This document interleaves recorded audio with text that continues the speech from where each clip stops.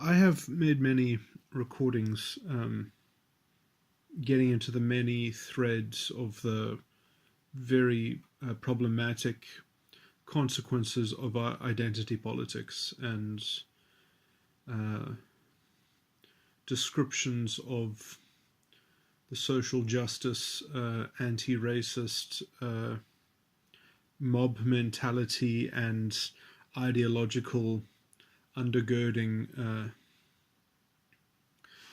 Anyway,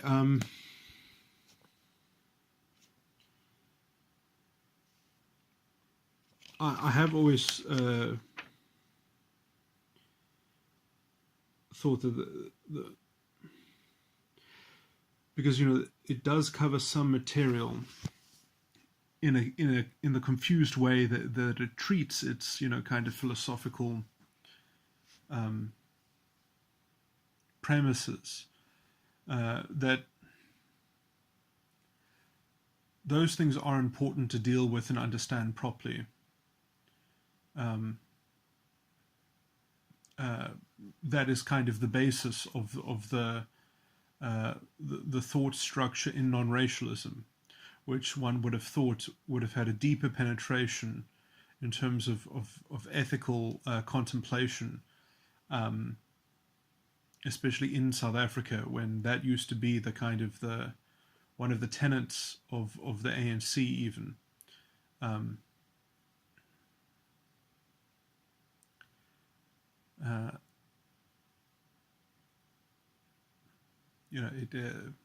The mere fact that that has kind of been moved away from is a problem that it was never explicitly articulated in a kind of in a deep way, so that it could even be defended properly when people came in with their shortcuts, which allow for so much corruption. And I'm going to try and get into the most basic kind of philosophical explanation of why identity politics is so poisonous, in that it even removes from people the faculty of critical reasoning and critical thought, and gives them instead a kind of a role to play in a kind of ideological narrative as well. But anyway, it's better to get into the topics straight away. So it all has to do with this kind of this juxtaposition of group belonging against belonging to the group. And so if you have some kind of independent critical reasoning and thinking, you can see yourself as having some indicator that you can share with other people that share a same identifying feature, and then you can kind of abstractly, almost from a contemplative point of view, you can position yourself as being part of a group. Now, this is something that is run as the individual in some sense, that it's sort of it's generated from the individual itself. It's not like a kind of brute fact. It's a fact that is elected through the agency of the individual and on the accountability of the individual. Now, these kinds of sort of basic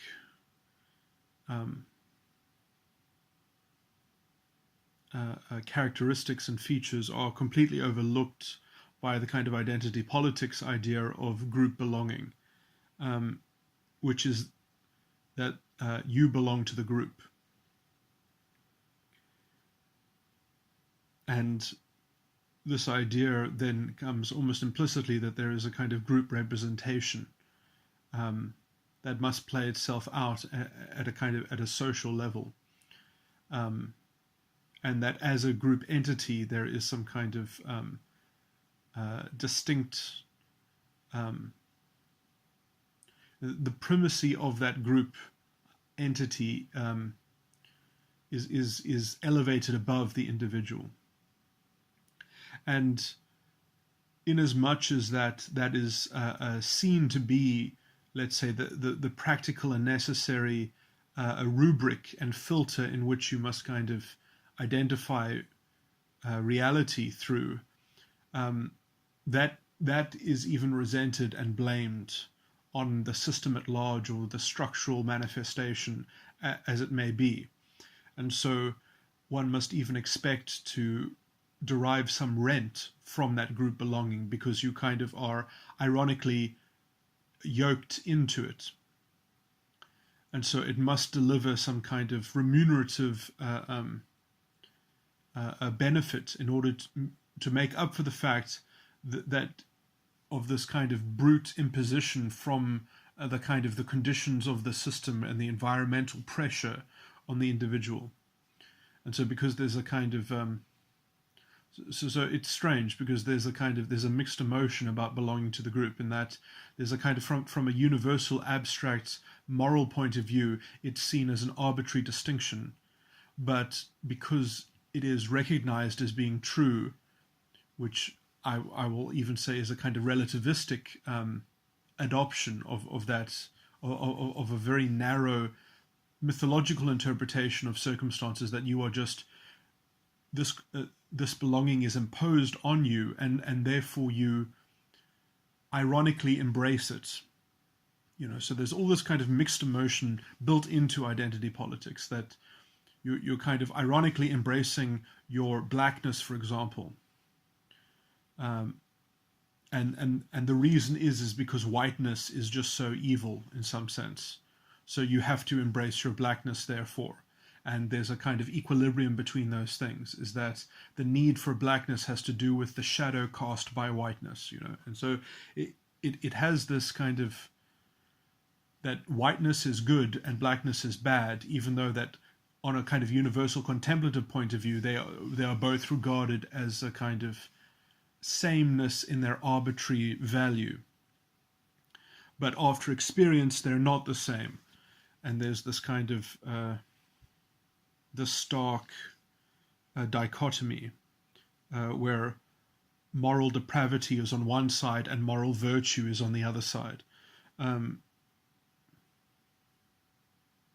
Now, as soon as you've kind of got this narrative set up, which is incredibly oversimplified, it's incredible, like I think that if you were to, let's say, take, if you were to be consistent and, let's say, proper about intersectionality, and obviously they won't do this because they're not interested in consistency, you would have to almost go white male A and white male B. Every category would have to have two categories within it. It would have to be broken down into subcategories.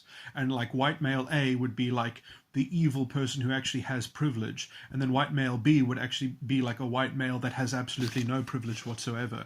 And because of, let's say, the functioning of identity politics, that has so much power and currency in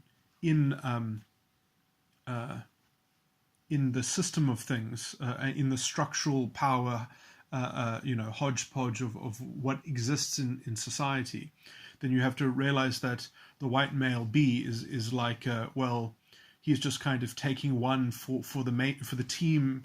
The team of teams of the many different, of the matrix itself, that they just have to kind of allow themselves to be aggregated with the white male A, and so, and I mean, this fact is somewhat, it's understood as quickly as it's overlooked, because it's necessary to overlook it. It's necessary to fudge the system just to make the kind of the superficial narrative operative, because without condensing everything into a kind of monolith, or another word, or another phrase is better to describe that, is that everything has to be reducible in terms of identity, that identities must be regarded as just one thing.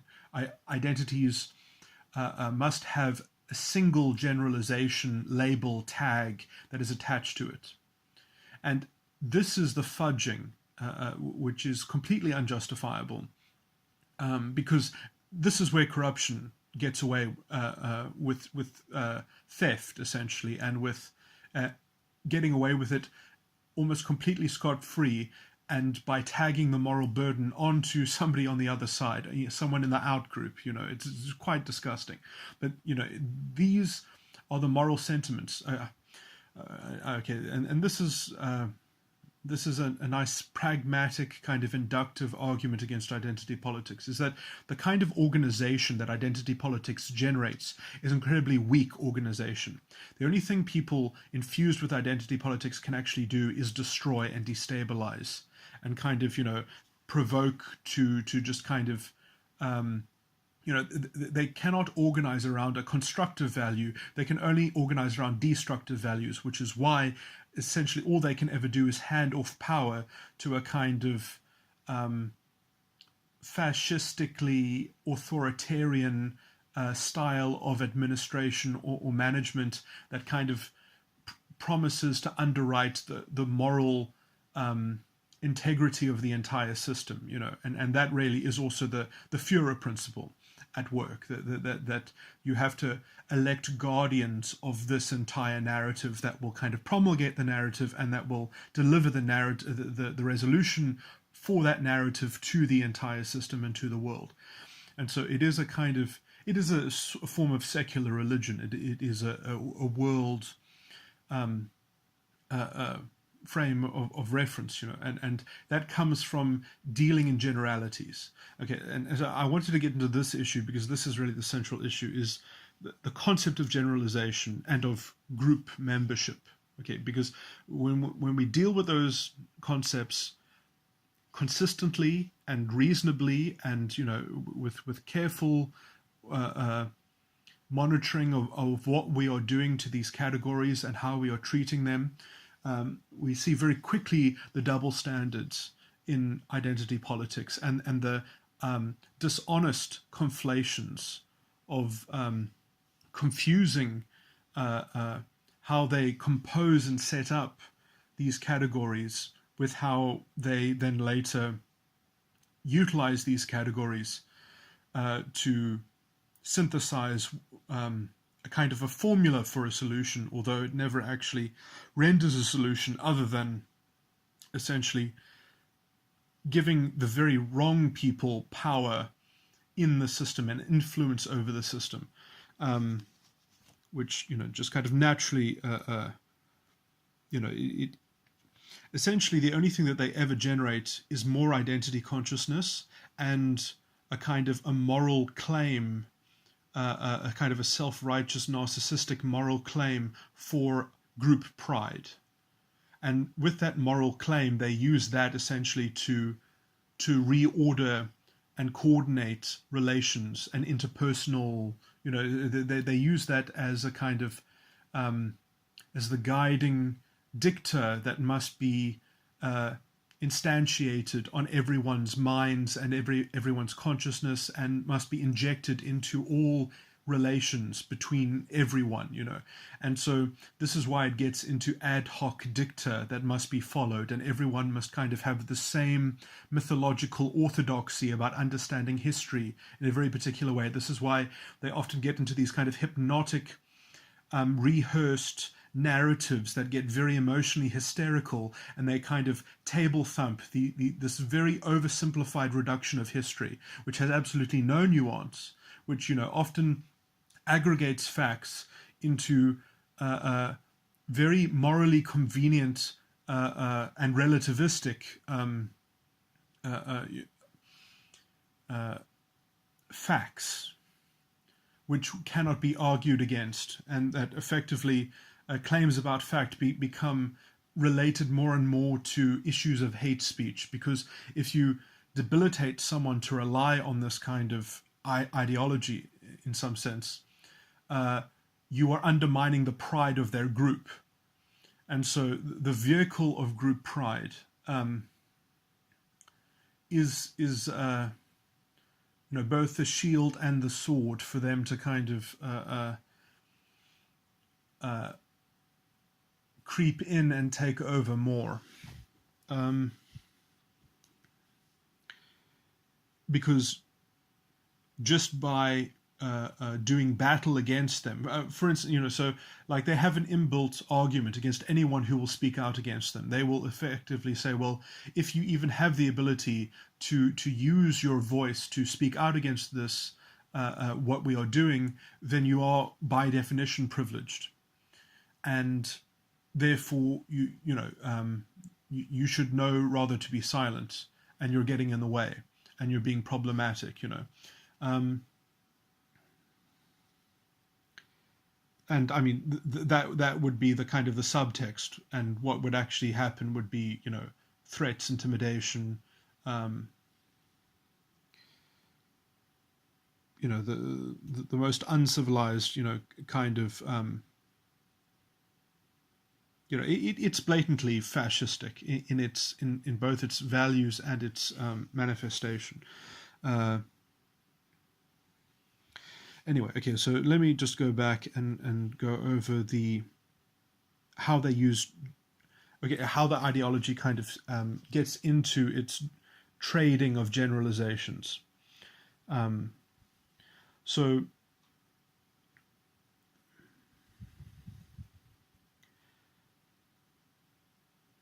and this is quite interesting. I mean, I've been involved with some intellectual arguments. Damn, I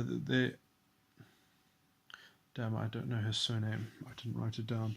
But there's actually quite a good author. He's a mathematician, and he's very good at debunking evolutionary theory, because it is a very weak theory. I mean, like as theories go, you can use it, but it's not very convincing. I mean, it might be useful in some circumstances you can get some thinking out of it, but it's not anything like the truth or accurate. A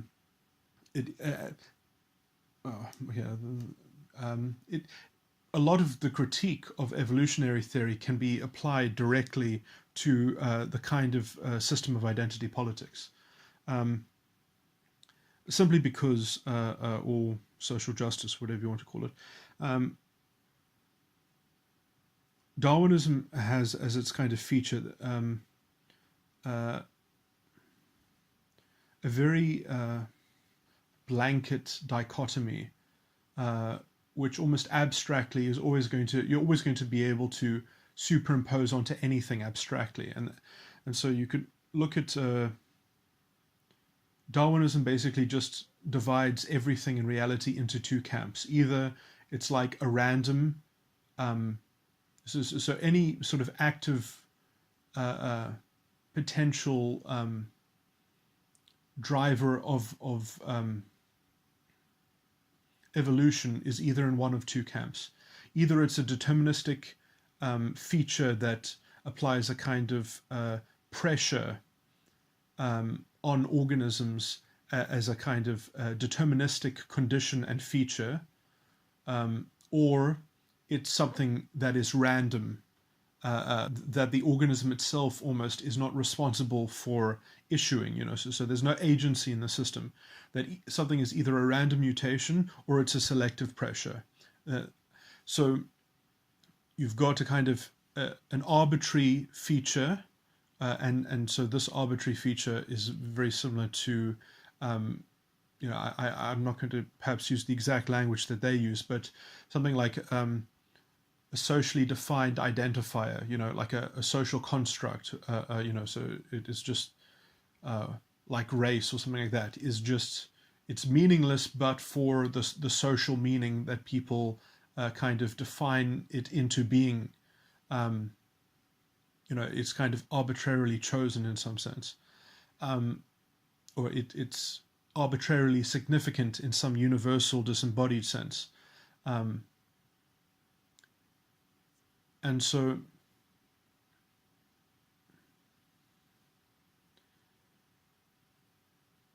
when you say that race is, first of all, you say race is effectively meaningless, and then you say, well, because race has been made significant because of some inbuilt social residue and whatever,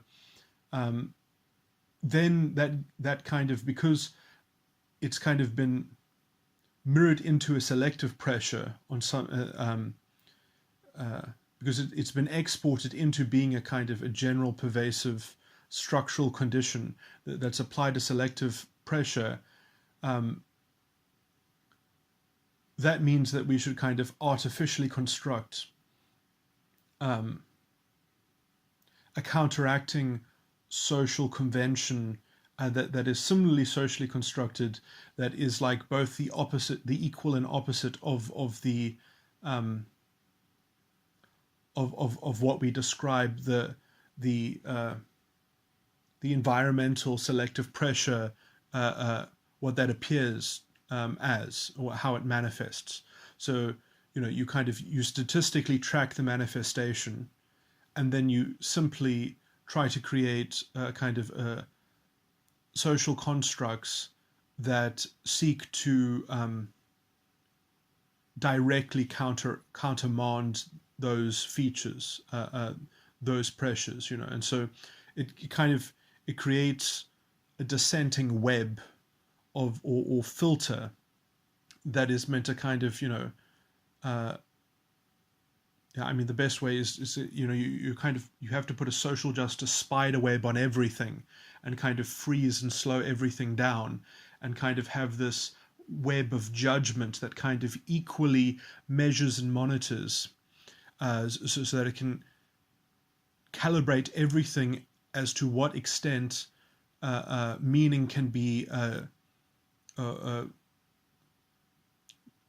what extent some effect or manifestation can be traced to the socially constructed meaning, and now this is where the fudging comes in, because these things will never line up, and in some sense they can only line up in as much as you completely denigrate agency, accountability, self-determinism. In some sense, this fundamentally has to treat all human action as intrinsically stochastic, as that it's there to be molded by the right kind of meta moral theory that has to be kind of positivistically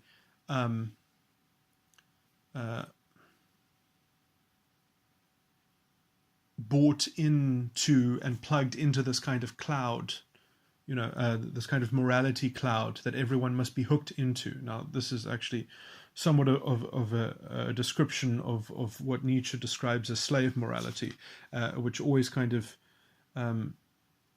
generates a kind of a groupthink, which identity politics is certainly an example of. Okay, sorry, this is getting a bit perhaps a bit too flowery, but let me go back to the generalization. So, comparing it with the Darwin theories perhaps might be hard to follow, but so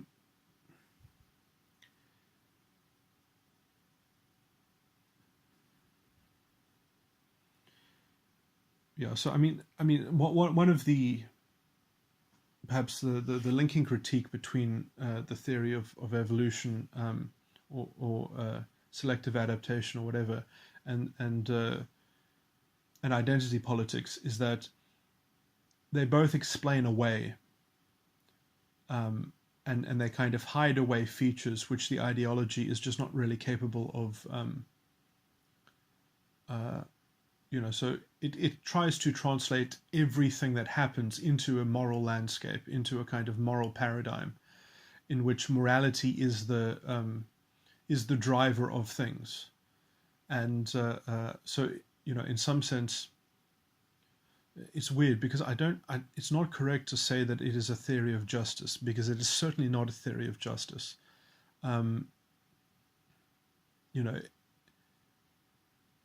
It redefines justice as group liberation. And to go into the issues of group liberation,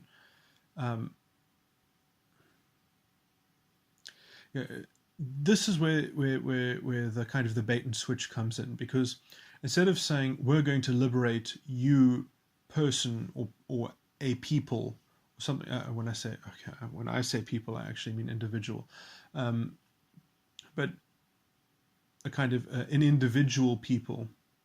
So if you're going to liberate people as individuals, that would be one kind of contention. But you're not going to liberate them as individuals. You're going to liberate them as a group, and the only thing that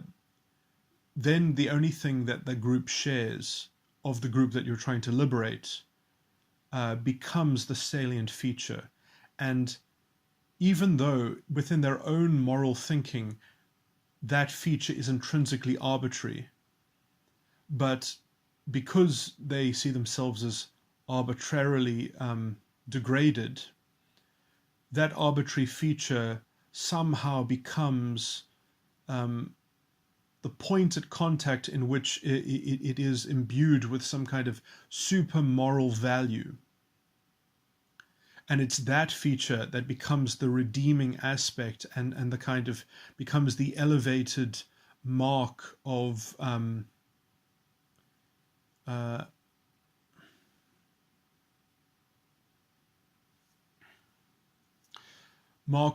being owed something because of I don't know,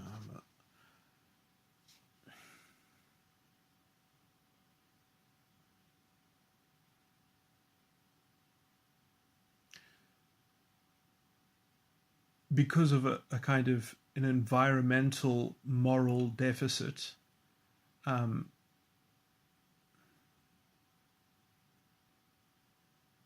which, by the way, also in this is intrinsically inheritable. And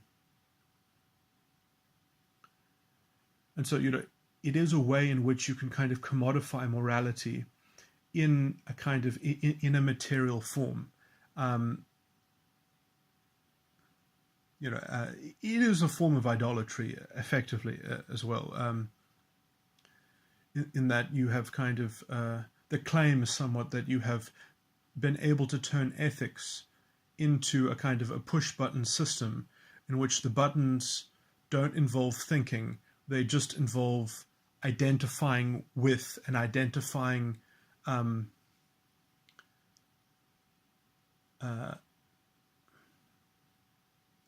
a program that professes to share a pervading, supreme code of conduct. I wanted, so this is getting very verbose. It's not nice, but perhaps someone can take something from this. But it is very important to understand that this is one of the features intrinsic in identity politics, is that it loves to promulgate a code. It's not really so much, it loses its ethical basis. It tries to translate ethics into just a code that can be followed. This is the positivistic nature in it. That it kind of, and it will often brand these as a kind of democratic dicta. It has this kind of Napoleonic tradition built into it, that it doesn't operate from general principles. It loses the general principles, and it sort of is just invested in this code, and seeing it carried out, and so it does promote a culture that kind of has this kind of drunkenness,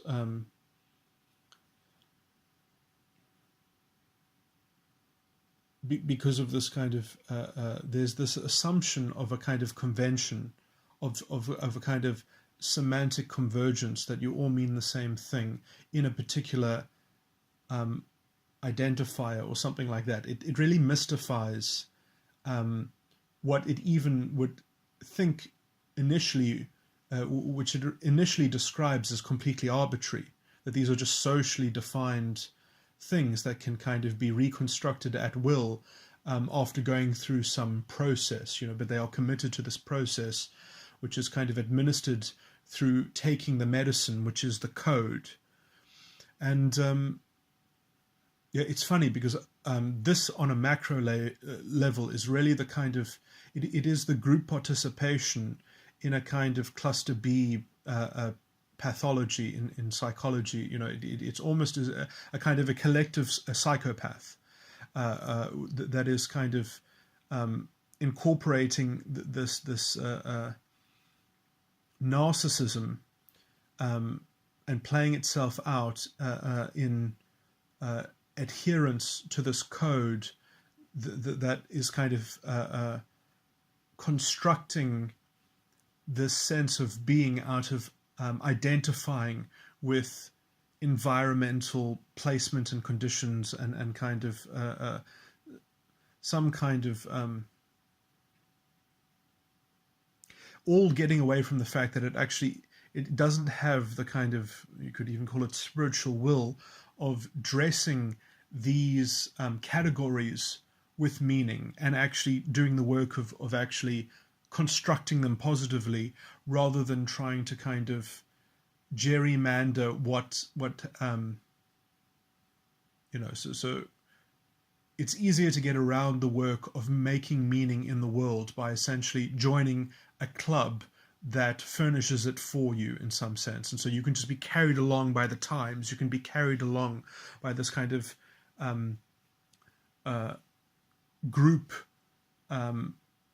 conveyor or conveyment, which has this kind of this inbuilt security provided by it by this kind of by the safety of the narrative that kind of gets repeated as a mantra that someone in the group is ready to issue, and the kind of the promise of this of constructing a guardian that will ensure the kind of the continuing nature of this program, and this is, you can see this in the kind of in the Nazi psyche as well, where they had this idea that they're going to build something for 1,000 years and such, while at the same time reconstructing the Jewish conspiracy, because what can you do even when you're winning the war? You have to keep on sustaining this vision, which can only prop itself up on the back of a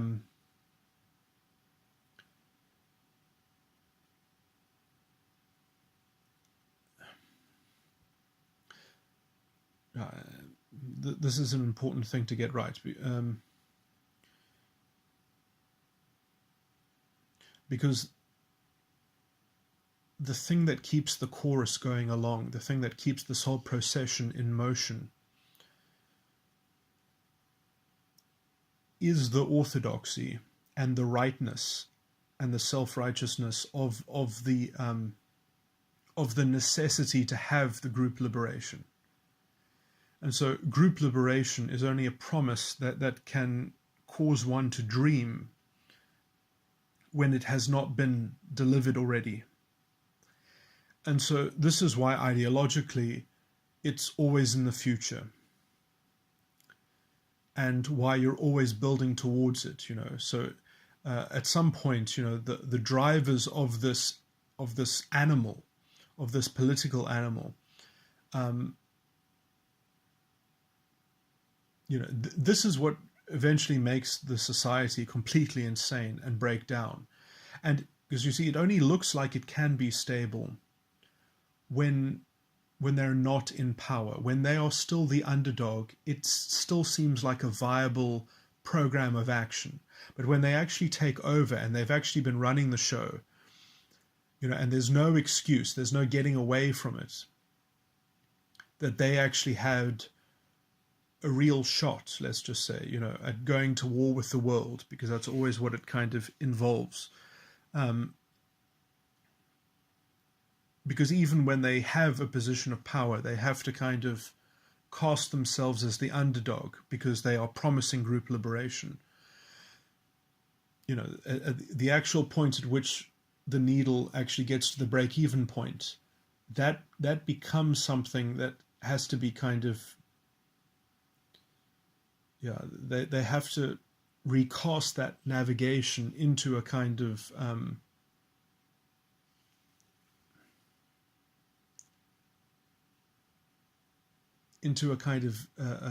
drama of the whole civilization, which, you have to start making incremental steps to, in a 1,000-year kind of journey, Um,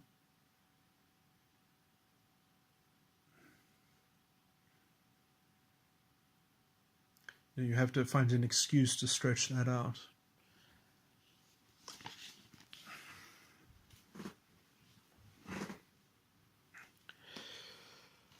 Okay, so sadly I went esoteric instead of focusing on just the issues of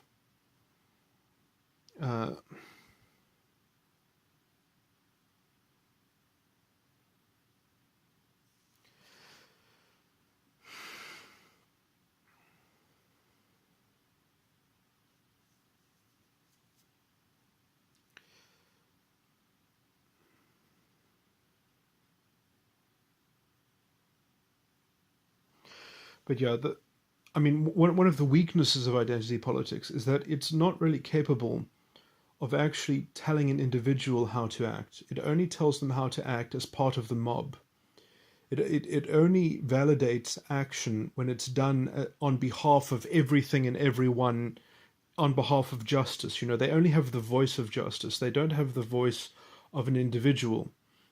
And in order to create the kind of the ideological conditions and the atmosphere that is required by their discourse is, so this is why when they engage with people, it's they have to invoke a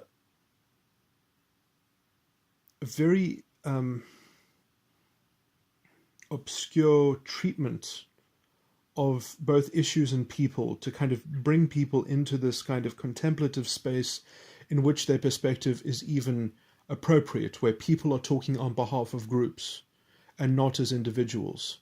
And so this is why often they will be overtly accusatorial and insulting. They will insult you, and they will almost intrinsically threaten you to insult them back, and then claim that you are insulting an entire group of people, and they will suggest that you are infringing on a kind of a collective of interests, and so it's kind of like, they have to salt the earth in order to sort of create the space in which they can even start to generate this discourse, which is, I can only describe it as the discourse of the false prophet, because it's a kind of they can make what they say true in the sense that the more power and influence they have, it becomes a self-fulfilling prophecy. That the more attention that it's given, the more it tends to promote itself. It's like, because the more people who think that there's something to it, the less people who will actually enable themselves to be functional actors, and the more that they will just kind of self-sabotage and self-agonize, in a sense, in order to make the claims in the ideology viable. So in a sense, a vote for Julius Malema is a vote to self-destruct the economy, and to just kind of make it so there's no other way forward, but to just kind of give up to the program of the fascistic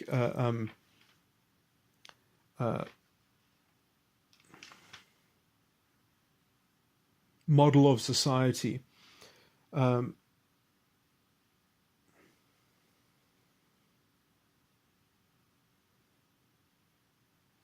To be very technical, the people in identity politics are what Hitler would have called useful idiots. They are proto-fascist in some sense, in that they have all the same values as the fascists, but they just believe in a kind of intersectional rainbow Hitler, that you can actually run things in such a way that you're going to cater to every identity, and there is a kind of solution that we can extract blood from the scapegoat that will provide for everyone's different problems, and so there is a perpetrator out there who can pay for the damage that is felt by every, particular different form of structural complaint around structural oppression. And, when they realize that their moral balancing act is completely delusional, in that there isn't enough blood to go around. Then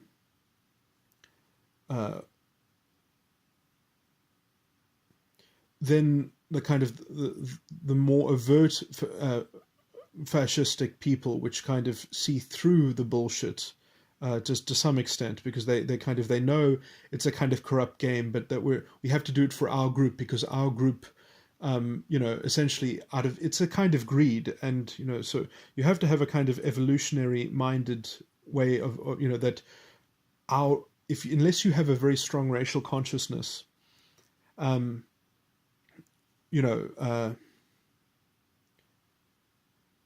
belief in the race itself, for itself. Not that, so you have to have more of a belief in the race than you have a belief in this kind of crazy justice theory, which is, so the people who believe in the justice stuff, they're only proto-fascist because they believe in the authoritarian solution, or the kind of, that we need to wring the justice out of the wrongdoers, so that justice can be let loose into the system. But when that mythology is when it comes time to rule, when it comes time to actually generate policy, you realize that there can only be one winner. Or they don't even win that much, because they get to live in a society in which effectively it's run from the top down. It's incredibly depressing. It's like 1984. It literally makes people more stupid. You have to believe in this semantic labeling system, because that level of positivistic dicta essentially starts to undermine what words mean, and then you have to if you want any intellectual progress, you can only do it by small pockets of intellectuals that are given they are allowed to think above the system. They are allowed to think around the system. They are allowed to actually break the societal taboo. And then within the society, you have a kind of two-tier system. You have the plebs, and you have a kind of occult, esoteric, cream of the crop floating above it. And that is, and then they have to work out, well, how much of the race do they even want to promote, or something like that. And maybe they'll eventually, if they do take over, they'll have to destroy their own people at some point. There's this point at which they start to self-cannibalize as well, because it becomes a kind of an obsession around power, and value,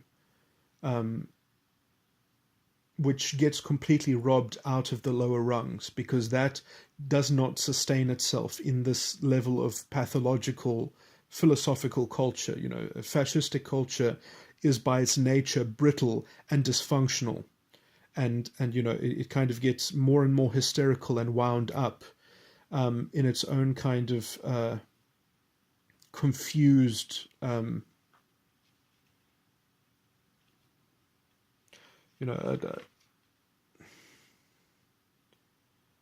it can only find meaning when it is involved in some kind of visceral conflict at that point, and so I do think that it will have a tendency eventually to get more violent, that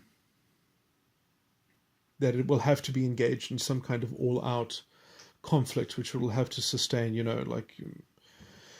anyway, there's no point in going into these tangents, but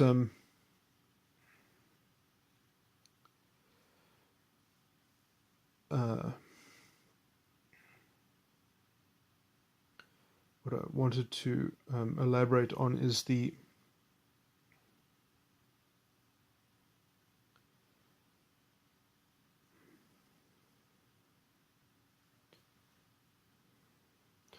belief in the kind of justice.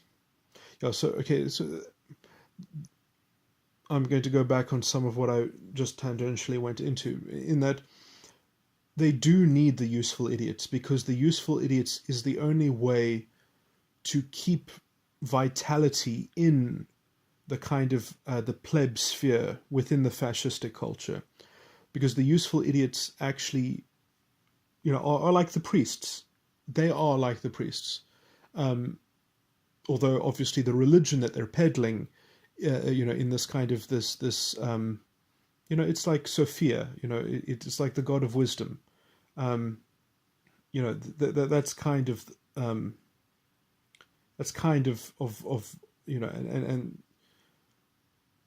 so and that can only be stabilized by having this orthodoxy of history and this orthodoxy of morality, which tells people that their societal interface and the role that they play is in service to a kind of this higher justice.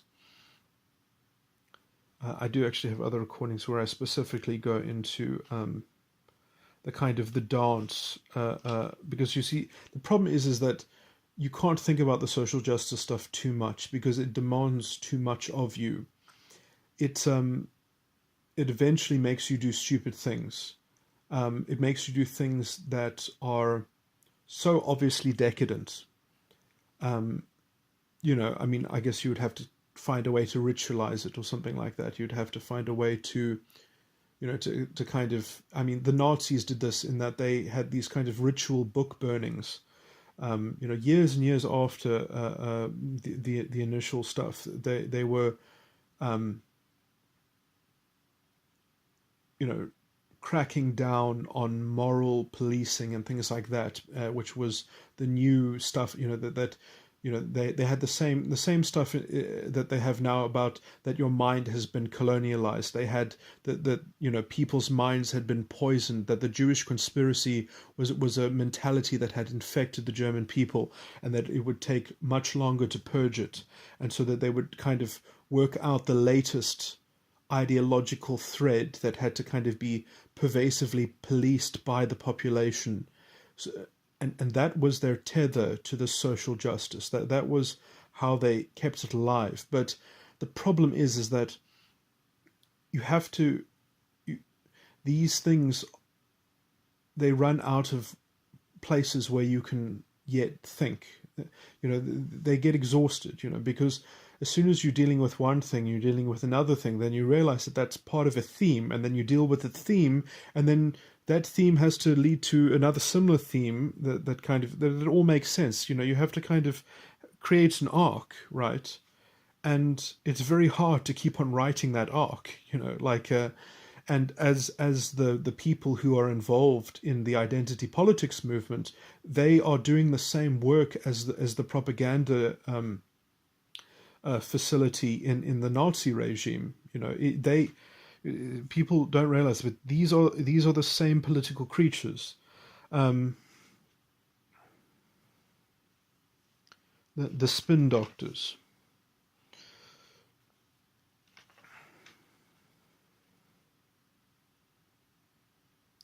And who does this really serve? This serves the halls of power. This means that you can't effectively organize and talk about policy issues, because as soon as you're talking about policy issues in terms of identity politics, you will be ineffectual. The only effect that you can ever do is destroy somebody else's structure, because it's not going to pander to your conception of social justice, which is effectively means that everything has to be uniform, everything has to believe in the same history. And so if you actually deal with real problems on the ground as they are constructed from problems that are nuanced and that have psychological reasons, and in fact have reasons to do with how people are enacting their own self-sabotage because of the psychological necessity of perpetuating, identity politics effectively. So effectively, I mean, a lot of people are their lives effective, and even on a societal level, our economy is being sabotaged by identity politics. But because we cannot deal with that obvious fact, because we are forced to look at our past and to deal something to do with our past, we cannot even stop sabotaging ourselves in new ways that we are inventing for ideological boogeymen, effectively. And so, we do everything in this hodgepodge way that just brings us closer and closer towards just throwing in the towel entirely, and so yeah, I mean, it's very pessimistic, because the only thing that can kind of cut through it is a very clear ethical line of understanding what's going on, and critical thinking. But the system, or people at large are just, they're incapable of critical thought, because you can't see past the person's color who is talking about a subject, and what that means for the concept of group liberation. So you're comparing what someone is saying and their color with the kind of the philosophical fantasy that builds up group, that is built into all the facets of group liberation. And so we can never get away effectively from demagogues and from token representatives that must take benefits on behalf of the entire group, which will always be the kind of the mode for blatant corruption, effectively. So because this ideology is not interested in justice for the individual will not enjoy justice, but the group identity will enjoy having a claim of justice that can be used by some narcissistic people effectively to wreak some havoc and to cause some emotional distress. And so, I mean, it's funny because this point of the ideology, which is to inflict this emotional distress on the right group of people that aren't in league with this kind of collective sympathy, they are often suffering from that emotional distress because somebody else isn't providing them that distress. It's quite funny. So it's like their whole ideology is bent on causing emotional distress on the perpetrator, on the bad people. But they are there feeling that distress because somebody else is not absorbing that sadistically edged narrative framework. So they are there, being triggered and being hysterical because somebody else isn't, the rightful person isn't taking the stress which they are exemplifying. So I mean, they sit there as kind of hungry, blood-sucking ticks. They're kind of with the kind of the professed sophisticated intellectualism, of having their rehearsed narrative ready to be shot off, ready to kind of hypnotize into this mantra, so that there can be some kind of collective redemption.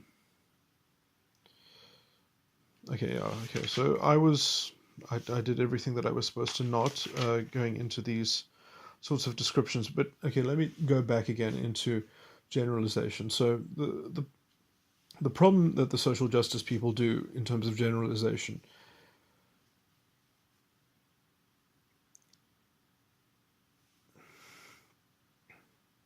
is that they will only, effectively, they're not intellectually consistent at all, because they will only regard generalizations as factually correct when they, and morally valid, factually correct and morally valid, which is a strange conflation that you're going to tether those two things together, but they do. Generalizations are only factually correct and morally valid when they confirm their general underlying purpose of group liberation. So if they confirm some element that would be convenient to group liberation, then the generalization is factually true and morally valid. And they will invalidate everything that doesn't fall. So something might be true, but it won't be morally valid. And it will be, in fact, if someone talks about something being factually true, that kind of debunks their general schema, and it sort of undermines their projects. It will be morally invalid. And so the mere fact that it is true and the opposite of it is not true, is because the intervention has not yet begun, and they have the only solution. And they have the only vehicle that can address the appearance of that fact. And in fact, so they profess that they can fix problems with their solutions. Although, in fact, there is opposite evidence of this, that they exacerbate problems effectively because they don't know how to deal with anything real, because they treat them as everything as being having nothing to do with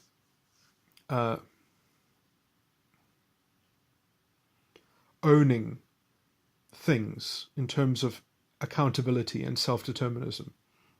That because there's only this idea of people can't do it because their group pride has been diminished. So everything, all values get constellated into this notion of pride.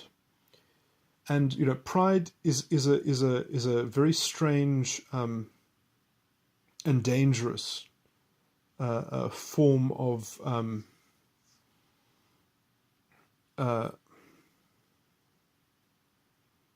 it really is quite capricious. It's one of the most potentially destructive and kind of imbalanced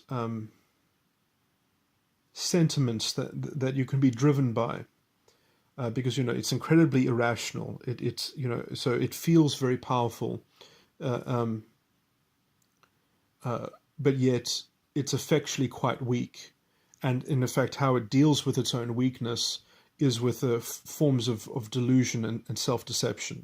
And so, because they kind of make it they're not even that shy about they might not say it in these terms, but essentially, black shame must be converted into black pride. I don't think they're that shy about kind of actually being honest about that is their project. And because it belongs to the group and not the individual, all the more terrifying. It really is terrific. The level of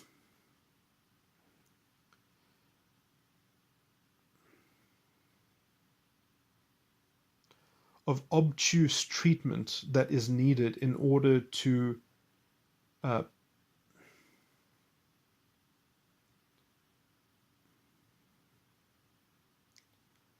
synthesize a restructuring of practical affairs and functioning institutions in order to suit such a kind of sentimental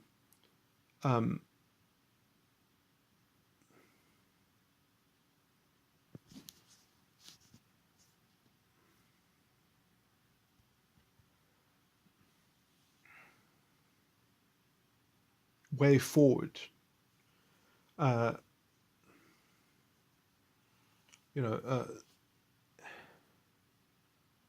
It really is like the most unwieldy vehicle of progress that one can ever imagine. It's the most it's just sketchy. in every way possible to say that pride will be what heals us, um, that like, and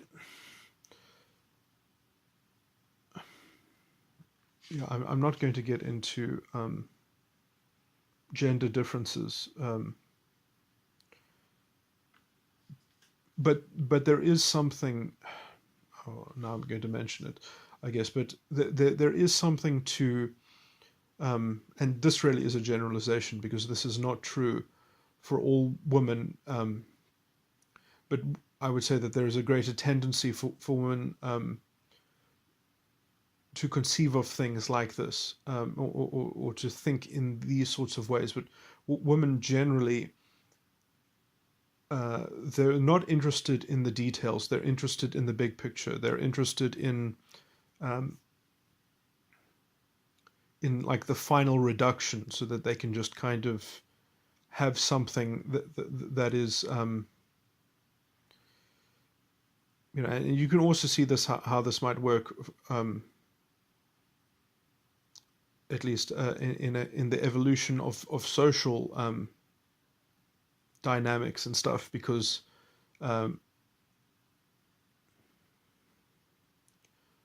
women need everything at a younger age already mapped out and clearly visible to them, so that they can plan their because they need to get their plans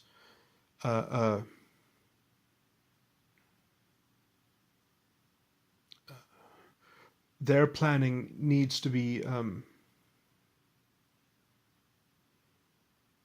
more concrete and solid, because there's so much more at stake for a woman.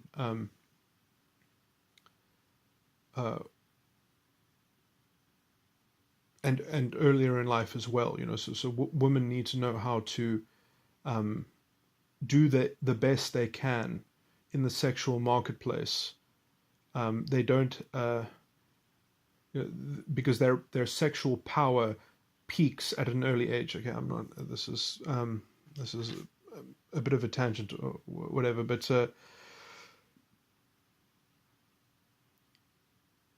women need to track stable structures that they can depend on, and that they can just use to enforce expectations, and indicate things, and then almost just kind of rely on a kind of masculine role to just kind of provide the expertise in delivering on the expectation, And so, and obviously this is not true for every woman and also every man, but there is a general tendency, probably from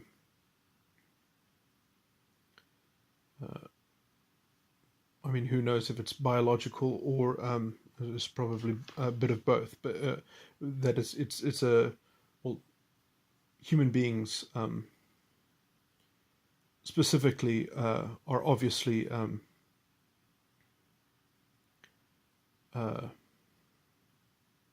they have special, hunter-gatherer. There is a distinct division and somewhat a speciality between those two.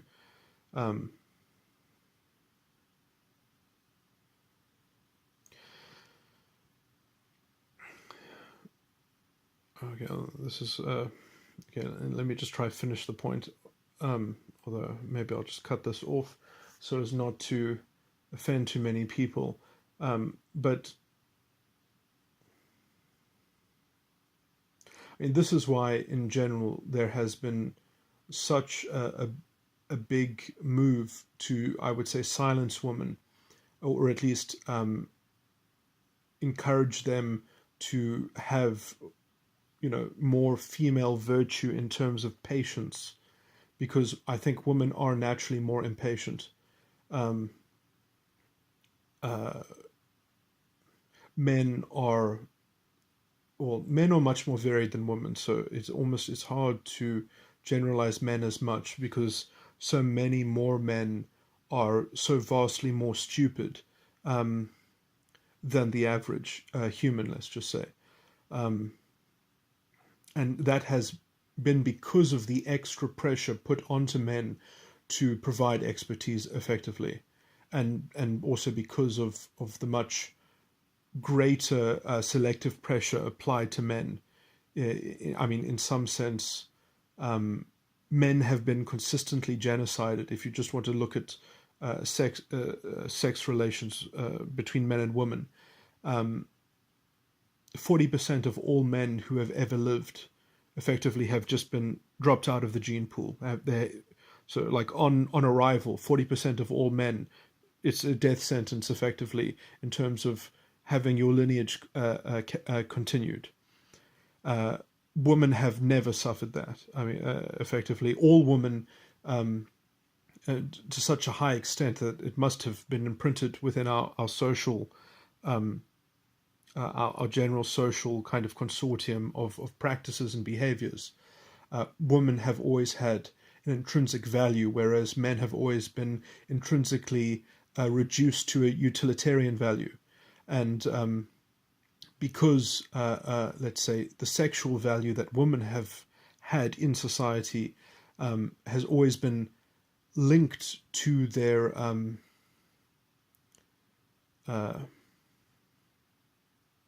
well, I guess because of how child rearing is almost part of the same unit as the biological function of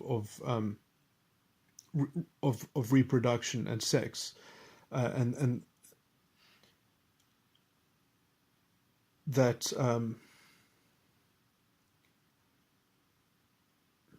women have had within one dimension more of a free ride, and all they've had to do in order to kind of sustain that ride is be able to make the correct demands of their surrounding social situation in terms of the tribe or in terms of society or culture.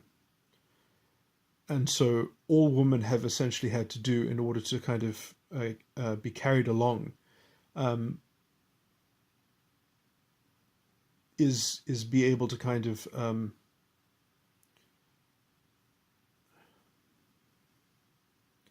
rely on normative value systems in some sense. And so women have corrupted cultures in some examples because of a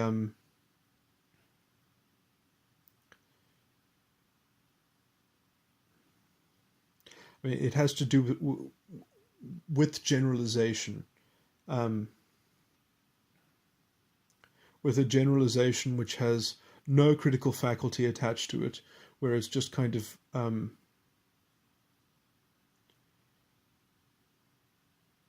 this also has more to do with beta quadra values and intuitive feelers. So, but I guess it is worth pointing out that those features are generally characterized as more feminine than masculine. And men that have those personality traits are like, they're like Scar in The Lion King. They are identified as being problematic actors and effectively being power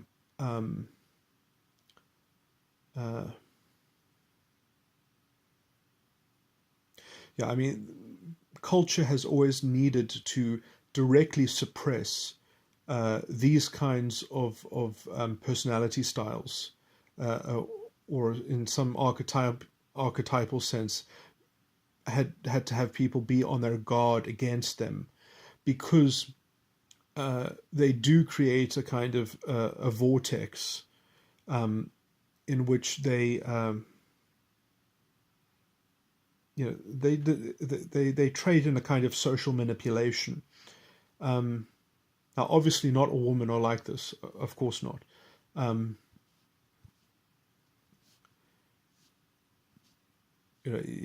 I've always found. I mean, university itself has become a very different place. If you're almost more of a real intellectual, I do believe the culture is changing. That it is identified as almost the wrong place to be. That anyway, I guess that's.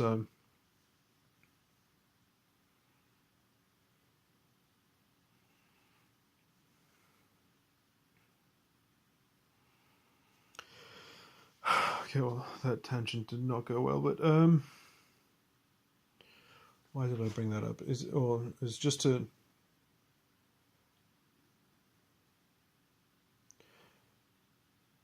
I mean, usually when I talk about feminism, because a lot of the stuff did come directly out of feminism, it was modeled from feminism.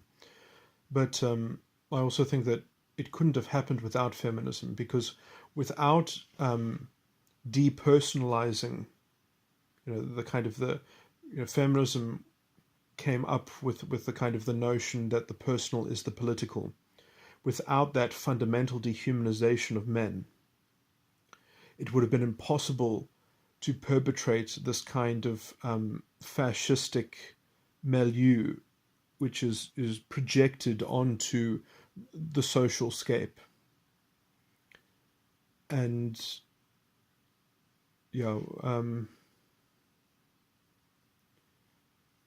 we must examine the psychology of the so-called third wave feminists, and because I believe that it is the psychological politics that is the realm that we are in. That I mean, we've gone there before. Hitler was a beta quadra personality style. He managed to infect his whole society with his as Luigi Zojo would say in his book, the kind of the collective paranoia, the socially successful paranoid. I do think that it's close to what Sam Vaknin describes when he's going on about narcissism as a contagion. Anyway,